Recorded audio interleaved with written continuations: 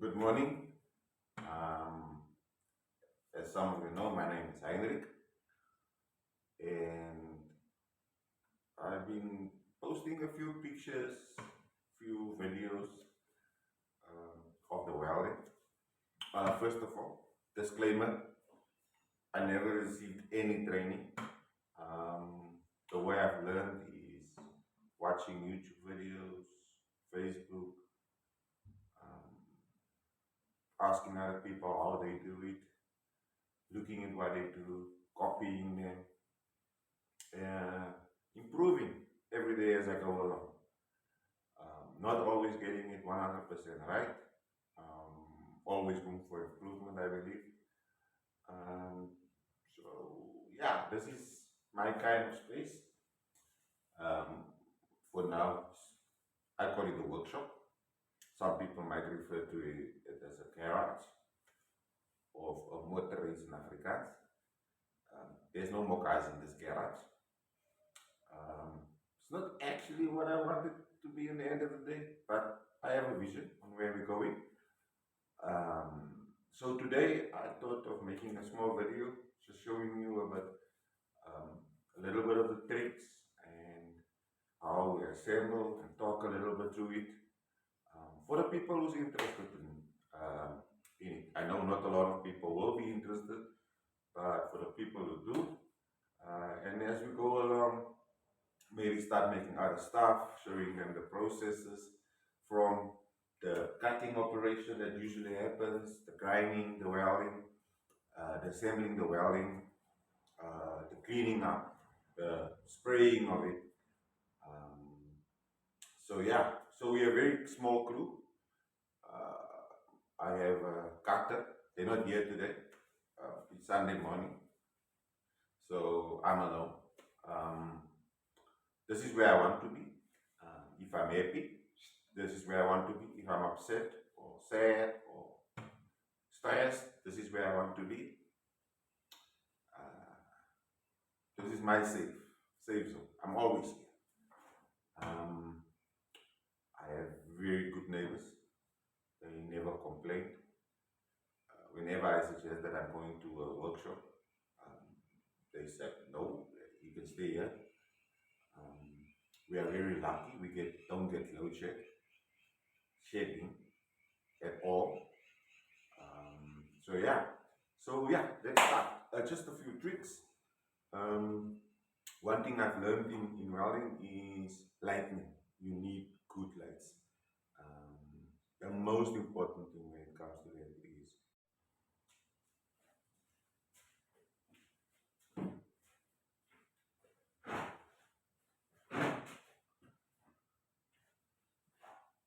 so the first thing that we do is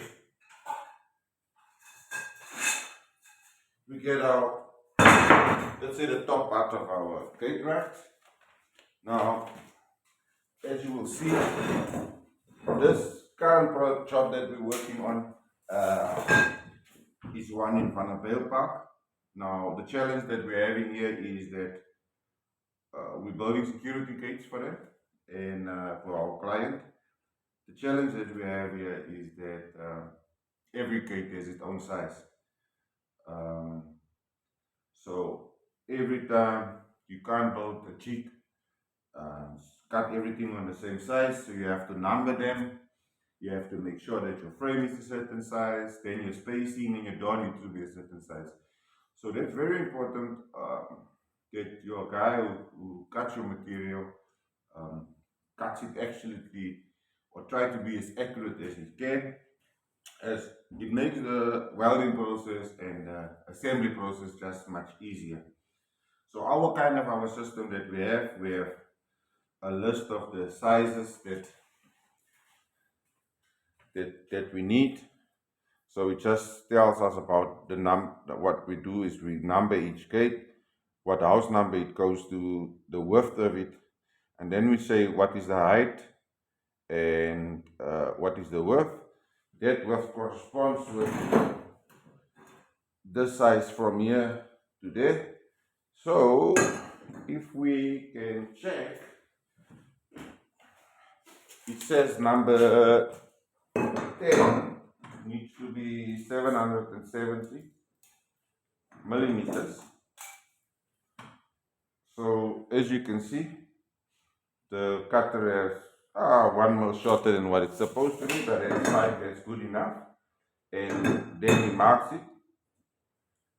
As you can see, he marks it as number 10. I then take it, put it in the clamps, and let's add a tip number 1. Let's call it tip number 1. If tip number, no, tip number 2. If tip number 1 was always good lightning, tip number 2 is good clamps. If you don't have a steel table and you clamp towards it, a wooden shutter board works good enough with some good clamps on it.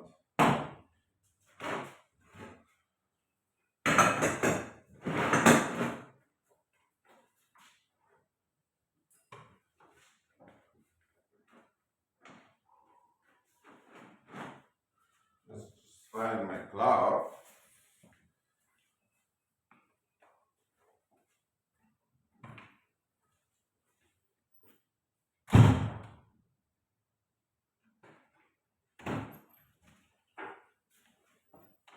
On.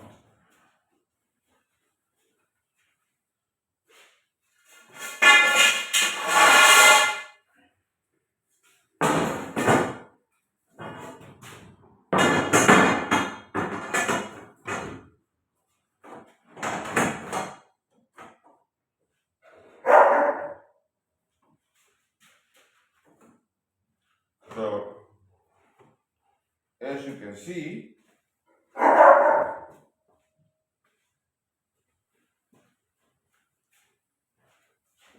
if you put your inner corner right in and you make sure that it's nicely filled, you actually have a very small gap. That's actually how you get it square enough. You can actually check it and put your square. That's what I said. If you have a good clamp it. Put in our other one. Clamp this.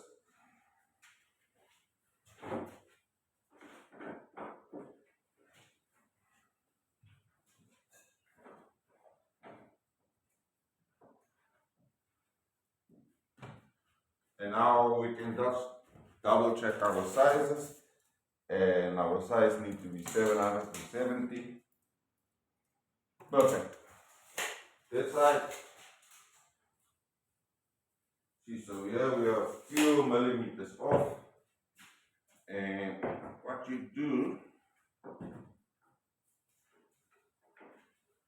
you open it up until you have your 770. Now we can quickly weld our top and put in our 2 inners. Call it inners. Oh, tip number 3, good helmet.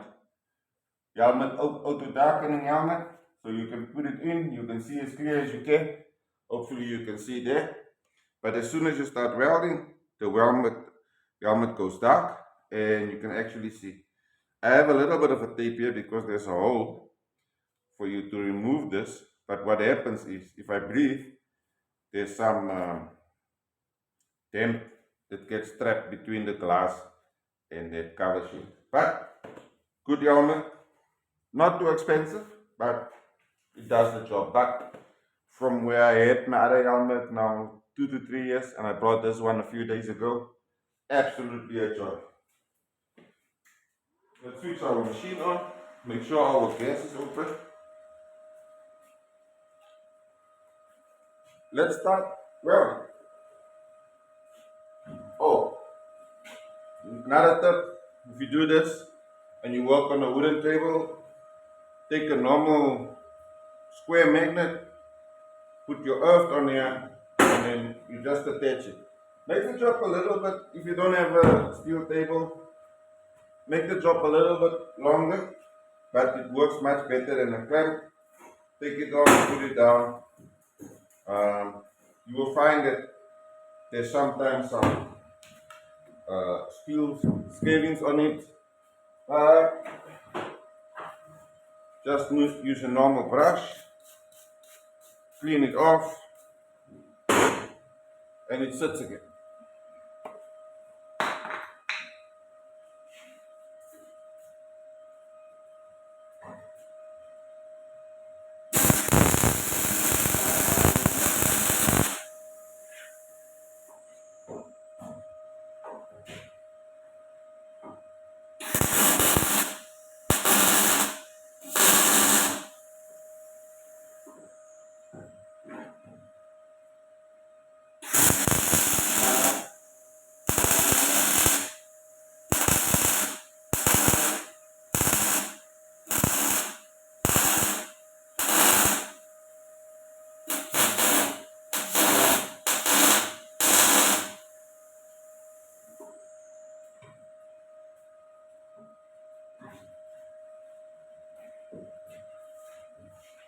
So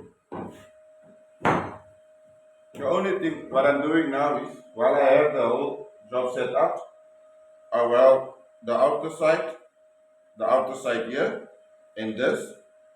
Do all of them, put in my inners, then turn it around, and then weld all of them close.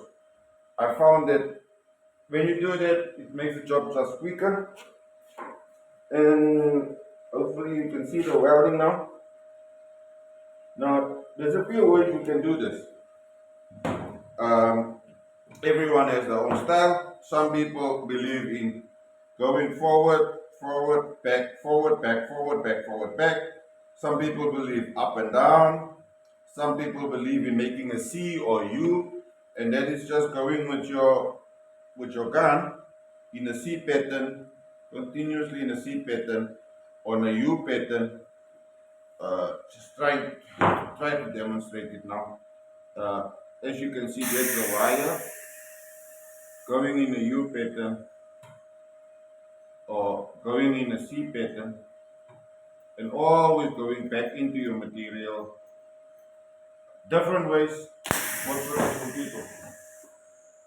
What you want to do, your wire always about 10 millimeters to 15 millimeters pointing out, so that your heat transfer can happen to your material. So that's it.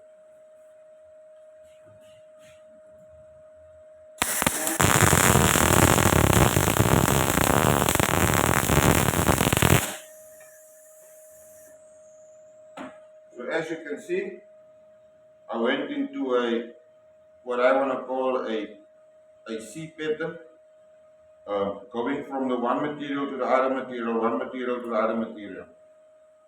And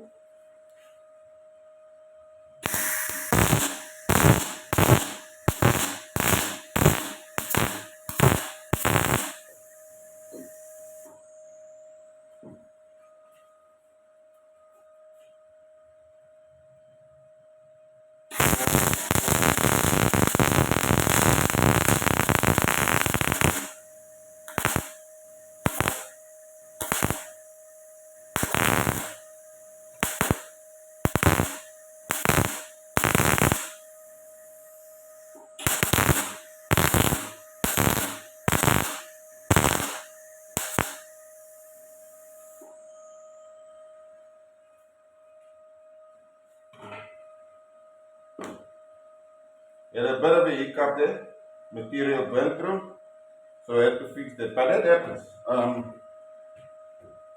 Not a big issue because if you're gonna grind, you will never know that it happened. So now we're putting in. Now this is actually the lock that we're putting in. I would personally not have used this locks, but this was the client who specified that.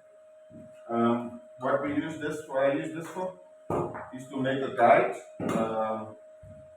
Just to kind of show you, because this has to fit into the middle middle of your two center bars that you put in. So what we do is let's get these clamps loose, move them a little bit up.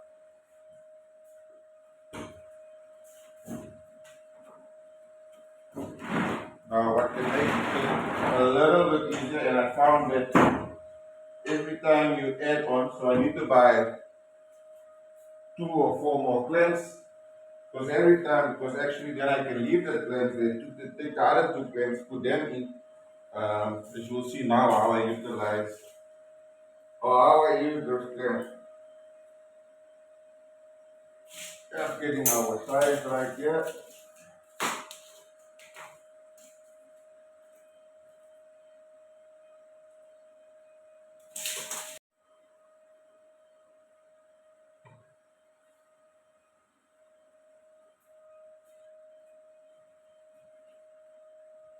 Put my clamp in exactly where my mark is on this side, and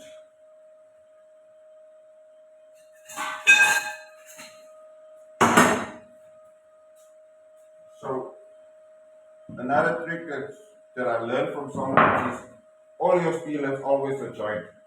Now what you don't want to do with your steel, you don't want to put your joint in where people can see it or face it, because it's very difficult with spray to get that joint away. So you always see that the joint is always on the inner sides. And again, there's our joint. You can see the other ones are smooth. This is how they manufacture it. So what we like to do with this is we put it in, it will face down, and a client will probably never see it. And what you will see now is that your material tends to bend in. But this also needs to be cut exactly to the size to make sure that your material stays square. Push it in a little bit, making sure that it's kind of level.